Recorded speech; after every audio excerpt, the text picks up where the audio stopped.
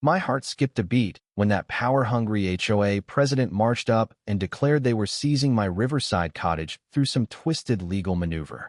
"It's ours now," she sneered, her voice dripping with entitlement. And if that wasn't enough, she actually dialed 911 on me just for repairing my own porch. The nerve of it all. She even tried to drag me into court, insisting my cozy retreat fell under her association's iron grip. I was seething. This was my sanctuary, the place I'd dreamed of for years. But she had no idea who she was messing with. I'm not one to roll over for tyrants. What I uncovered about her shady empire, let's just say it flipped the script in the most explosive way imaginable. Karma has a way of hitting hard, doesn't it? I'm Ethan Brooks, and about 6 months ago, I thought I'd finally escaped the grind. After grinding through endless corporate firewalls, server meltdowns, and sleepless nights patching code as a cybersecurity specialist, I'd scraped together enough to snag my ideal getaway. A charming riverside cottage in what looked like the idyllic neighborhood of Riverside Haven. The place was pure magic: weathered timber walls, a sprawling porch gazing out over sparkling waters, and silence so profound I could finally hear my own thoughts without the buzz of alerts.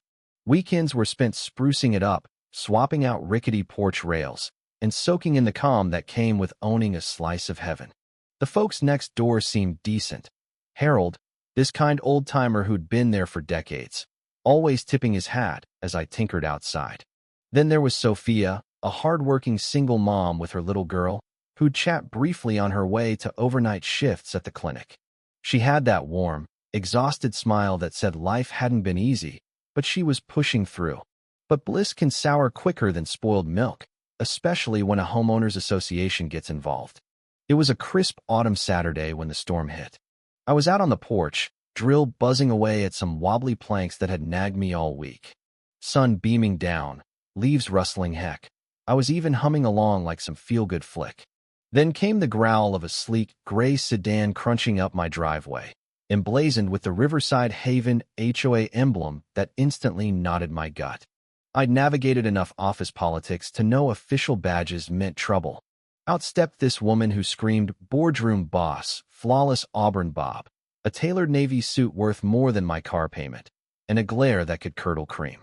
She strode up like she owned every inch, clipboard clutched like a weapon, jabbing at spots on my land with the arrogance of someone allergic to no. "Excuse me," she barked in that sharp, commanding tone that set my teeth on edge.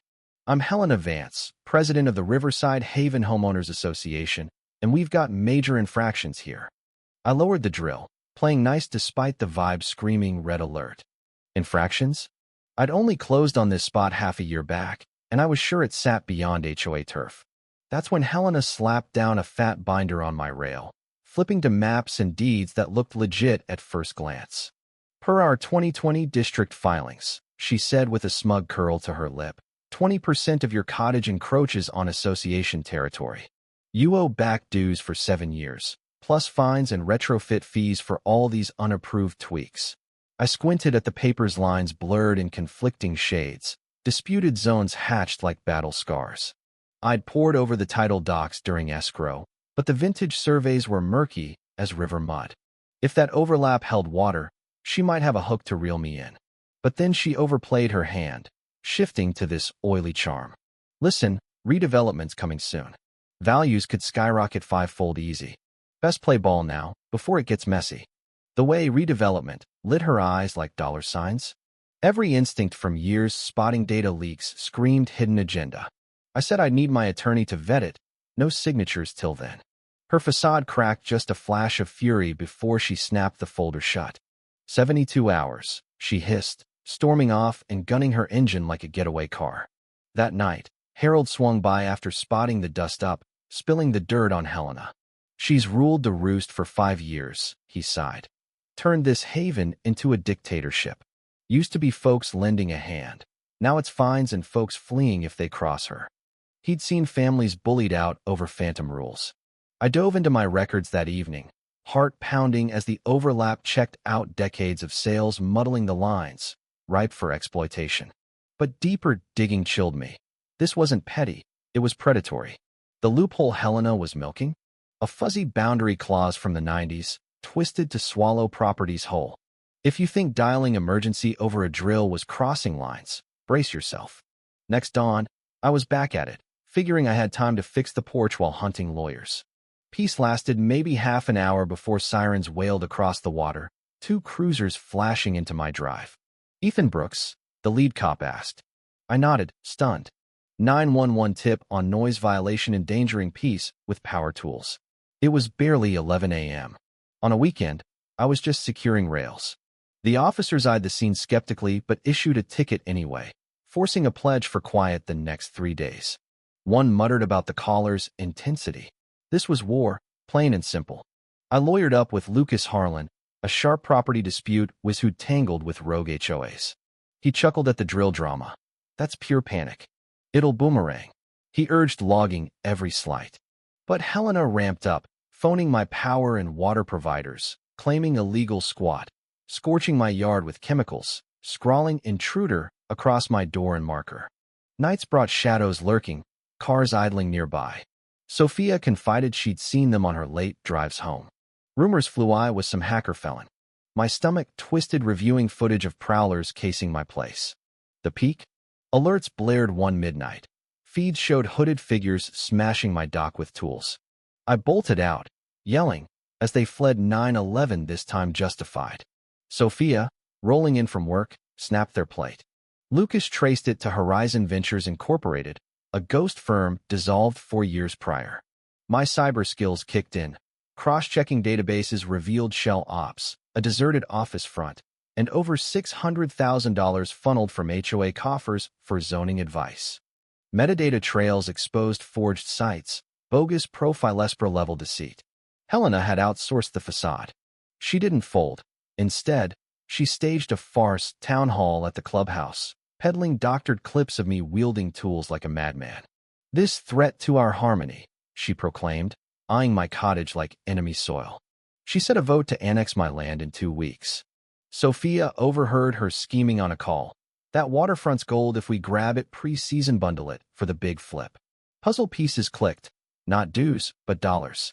My forensics unearthed her past bankruptcy, $1.8 million torched on botched deals elsewhere. She'd wormed into HOA power to rebuild via theft, mortgaging her estate for $1.5 million more. Fail, and she'd crumble. Lucas lit up. "This is racketeering, Ethan embezzlement, conspiracy." Victims piled evidence, faked votes, bribed boards, 8 families ruined. Lila Freeman, an ex-resident who'd fled after Helena fabricated fines on her yard and hounded her sick mom till foreclosure, drove hours with dossiers. Emails proved Helena stalked sales, harassing owners to cede land. My cottage? Prime target in her empire grab. Helena went nuclear, bad-mouthing me to my boss, sicking inspectors with lies, hiring a snoop to fabricate dirt.